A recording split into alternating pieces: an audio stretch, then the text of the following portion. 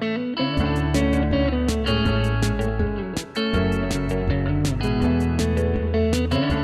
the owner of Detroit Sip. I have opened a coffee shop in my neighborhood with the hopes of bringing together all of the various pieces of the community, whether it's business related, whether people live here, whether the students are just here to get their education, whether it's people that work in the area. The goal is to bring everyone together in this one location. From its opening, I've been able to watch people come together and connections being made and conversations being had amongst strangers, and it really has fulfill my dream of watching all the pieces come together, realizing that we all have common goals and more in common than we are different. I read a quote that said, working for someone else is hard, working for yourself is hard, choose your hard.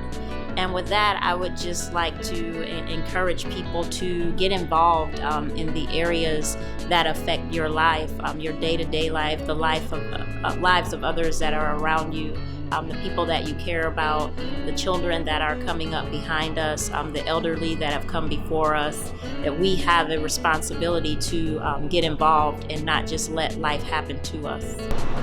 I'm excited. I'm excited about all of the things that are going on.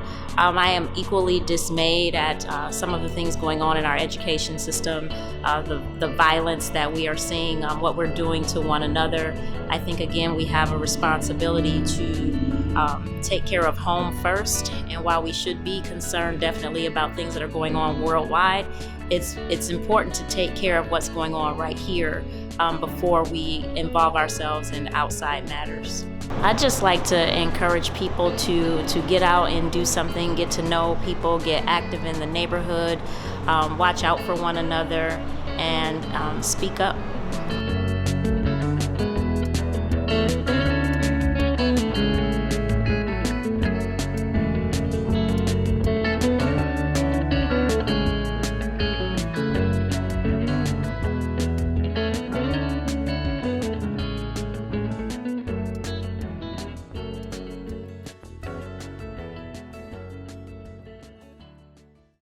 Far back as I can remember, when I was young, living in Detroit, I can remember,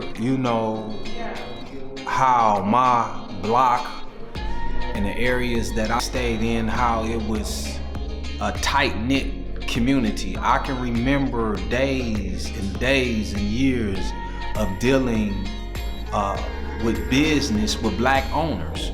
I know what that feeling is.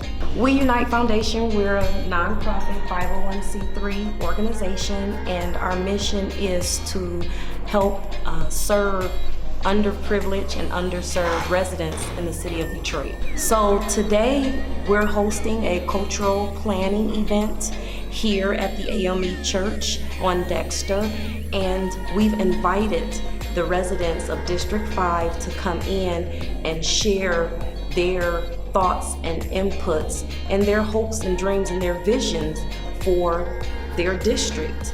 And as a nonprofit organization, we don't want to come into a neighborhood and propose to know the issues that concern the residents. So we are engaging the residents actively and having one-on-one interviews and getting their input and their dreams and helping them to establish a community vision whereby we can partner with them and connect the residents to much needed resources to help that community vision become a reality. I know what that experience is about. I know the comfort and the security that comes with that experience, that comes from black ownership, black businesses, that keeps that cultural cohesiveness in the community together. A lot of the males, young black males and young black women, they don't have that knowledge in their head. Seeing something like that work, that example of black businesses 24/7, black people doing things on a day-to-day basis, relentlessly, to see it helps your community as a whole, especially when you're a community trying to redevelop or trying to build yourself up out of rubble. You have to see that. You have to see your people out there in your neighborhood putting the brick and mortar, sweeping up, doing everything that it takes in order to keep a community striving. They have to see it on their eyes, feel it on their skins, hear it in their ears, express it through the words. It has to be the complete embodiment of yourself. We work to revitalize neighborhoods. Our mission is revitalizing communities, one community at a time, from the curb up. Community development covers many different levels to the human being. It covers mental satisfaction, spiritual satisfaction, and physical security. So in our neighborhood, it's completely devastated. We have to devise plans that impacts poor developed areas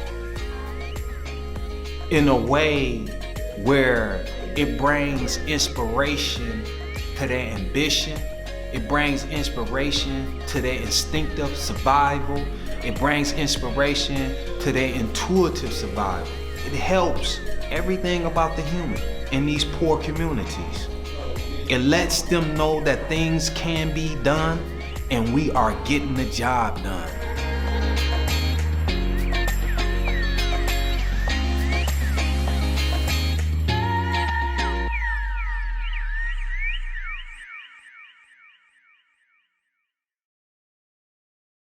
My name is Elizabeth Valdez, and I'm the leader of Detroit Southwest Pride. Back in 2011, a lot of residents from Southwest Detroit came together, and they wanted to get active in the community by doing a cleanup in Southwest Detroit. So from there, we started off doing cleanups, and because of the violence in Southwest Detroit, like a week after when we started doing our cleanup, we had got together and organized our Stop the Violence Peace March. We saw that the grass was high, it wasn't safe for the kids, and some of the residents had talked about getting together and planting flowers in the park as well as cleaning it up for the kids. The park was pretty much empty here. There might have been a few swings inside the park, but it wasn't safe and it wasn't clean. So when the spring came around in 2012, residents came together and we did a cleanup and we cut down a lot of the weeds and the grass that was inside the park.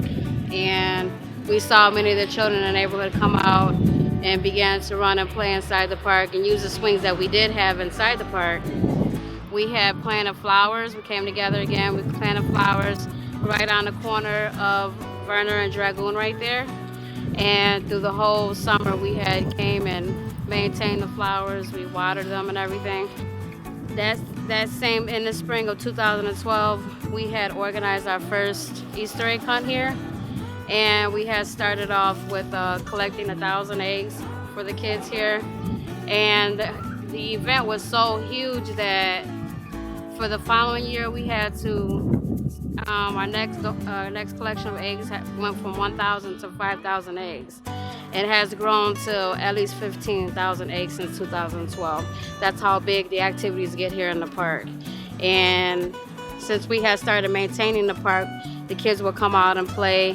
And about 2 years ago, there was some funds that was found by the city. And out of the 16 parks, Boyer Park was one of the parks that was picked to get renovated. We talked to different children in the area and asked them, what kinds of things that they would see in the park that wasn't here before. So as you can see, we have a hill down on the corner for sledding. We have a basketball hoop for the kids to come down and play. We have a skateboard ramp for our skateboarders.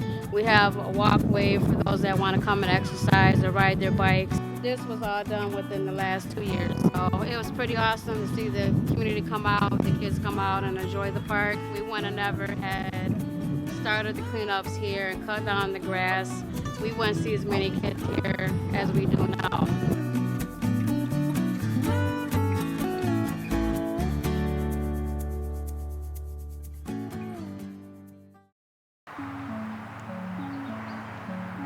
Doing the bankruptcy. I can remember when we couldn't even get the police to come out here. We'd call the police. We couldn't even get the police to come out here. There was a time when I lived between two vacant homes. And it could have been, if I wasn't the person that I am, it could have been a little scary. We worked with the mayor, and the mayor got that cleaned up. So we're doing good work in the community. We have adopted a shelter, and we have donated, toiletries, sheets and towels and games. Wasn't it that we had some games for the children or whatever? So, and it's a lot of effort and a lot of money in that. People don't understand maintaining something that's not yours costs you money that you shouldn't have to spend. Well, I've adopted the lot that's in front of me last year, September. Right now I'm leasing it from the Detroit Land Bank, and I keep that particular lot straight, and plus the one on the corner where a man owns it, but he lives in Sterling Heights, and so I pay out my pocket every month to keep that cut and clean.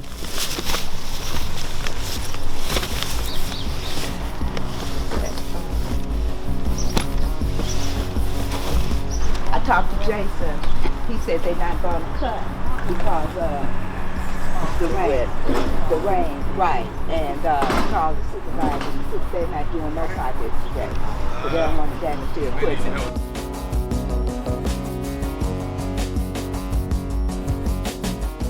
Turn off of Livernois coming into our community. My neighbor that lives right in this house right here, he's actually going to cut this. But we're trying to get the majority of the debris up so that when he cut, it won't damage his lawnmower.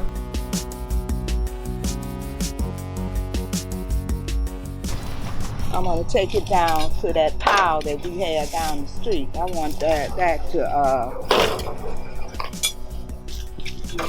branches and weeds so that when the children are walking to school, you can see and we can be observant and make sure that our children in our neighborhood stay safe. Because you said there were some children, there was a bus stop. They catch the bus right there.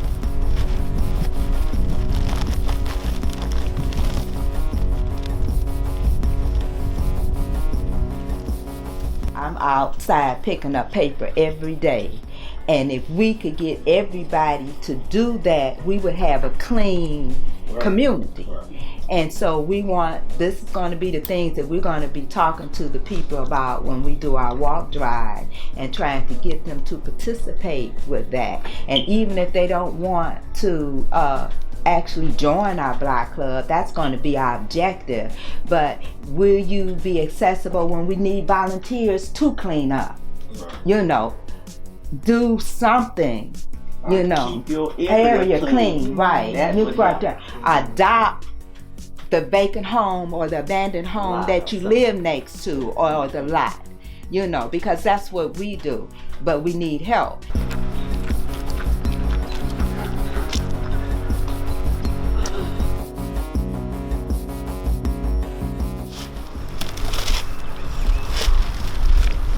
This here seems to be the dumping site for this area, and so this area needs to be cleaned up quite often because there's always usually a lot of debris here.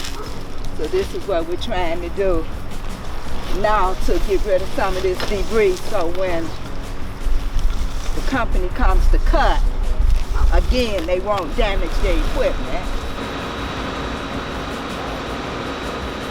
We just need people to work together to make our area neat and clean and safe, and keep our children safe. To me now, the little people and the seniors are the target of a lot of these crimes that's going on. And I would just like to see it clean and safe. One of our objectives this year, we're going to be involved with Arise Detroit's neighborhood event.